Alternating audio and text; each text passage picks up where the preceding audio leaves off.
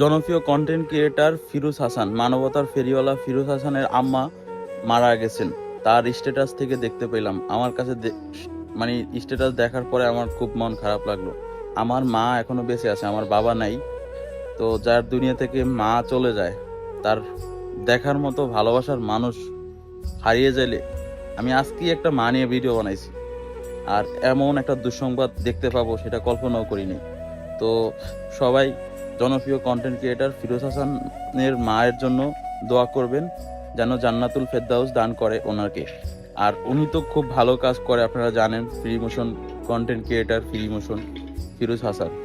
আর ওনার জন্য দোয়া রইল। আমি লক্ষ্মীপুরে আছি, আমি তো জানি না কখন কবর দিবে, সেটাও জানি না, বাট মারা গেছে যে এটা স্ট্যাটাস পাইলাম।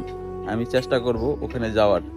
আমাকে যদি কাইন্ডলি ওনার অ্যাড্রেসটা কেউ দেয় এই কমেন্ট বক্সে দিলে ভালো হলো, আমি যাব ওনার আম্মুর জানাজাতে।